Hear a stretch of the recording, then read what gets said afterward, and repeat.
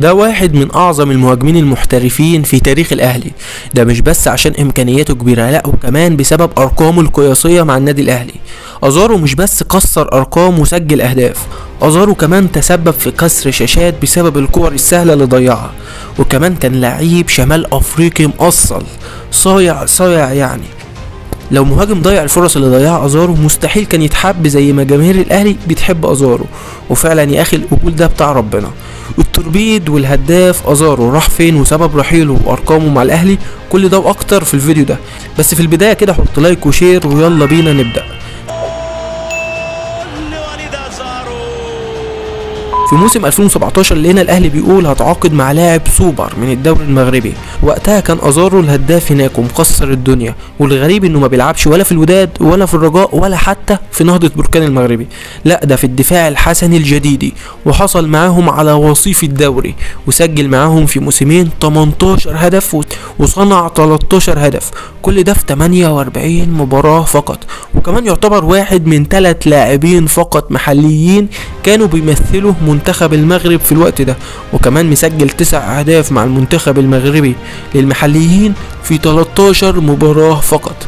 فبس احنا قلنا جبنا لاعب محصلش، وده بالمناسبة واقع، لان كان الشعب المغربي كله كان بيطالب ازارو بالاحتراف خارجيا في اوروبا، ولكن ازارو اختار الاهلي. وفعلا يا سيدي جه ازارو، واول مشاركة ليه كانت في البطولة العربية في مصر، وازارو ظهر بشكل مش افضل حاجة وبانت ملامح اهدار الفرص السهلة. ولكن رغم بدايته السيئة مع الاهلي، بص الارقام دي، اول 18 مباراة لازارو مع الاهلي سجل 9 اهداف وصنع هدف، وحصل على 4 ركلات جزاء. متخيل يعني 14 مساهمة من 18 مباراة. وبعد كده استمر، وبداية توهجه كان في نصف نهائي كأس افريقيا امام النجم الساحلي لما توهج وسجل هاتريك تاريخي. ومن هنا بداية انفجار التوربيد مع النادي الاهلي، وخلال 96 مشاركة سجل 44 هدف وعمل 16 اسيست، يعني 60 مساهمة تهديفية، ده طبعا من غير ركلات الجزاء اللي اكتسبها. لا ومش بس كده، على المستوى الافريقي والاهم ازارو كان حاضر وبشكل مرعب. خلال 26 مباراة بدوري ابطال افريقيا احرز خلالهم 13 هدف وصنع 6 اهداف بمعدل مساهمات عالي جدا جدا، وخد هداف الدوري بعد غياب طويل جدا ان لاعب من النادي الاهلي ياخد لقب الهداف، وكمان اكثر مهاجم اجنبي في التاريخ يسجل عدد اهداف في موسم واحد. ده غير انه كان حاضر في الماتشات الكبيرة، يعني دايما هتلاقيه مسجل في الزمالك وفي النجم وفي الترجي وفي كل الماتشات الكبيرة والماتشات الحاسمة، كان موجود وسجل في السوبر هدف الفوز امام النادي المصري. لاعب كان مكنة اهداف متحركة، ولكن ايضا كان بيضيع اهداف حرفيا تجلط الجماهير، ولكن كانت الناس برضو بتحبه. حاجة كده الواحد ما شافهاش غير مع ابو تريكة، الوحيد اللي كان بيضيع والناس مش بتهاجمه كان ابو تريكة، وبعده كان وليد ازارو.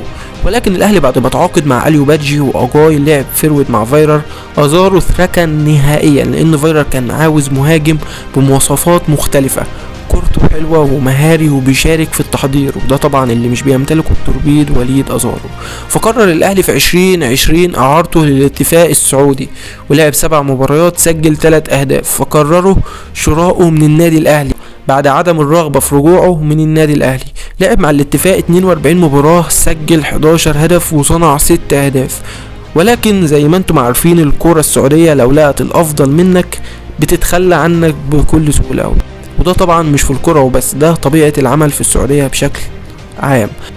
ففسخوا التعاقد قبل انتهائه مع وليد ازارو ب6 شهور، وانتقل لعجمان في الدوري الاماراتي، لعب معاهم 8 مباريات سجل 7 اهداف منهم ركلة جزاء واحدة، عشان تنتهي معانا قصة واحد من اعظم واجمل المهاجمين اللي جوم الدوري المصري.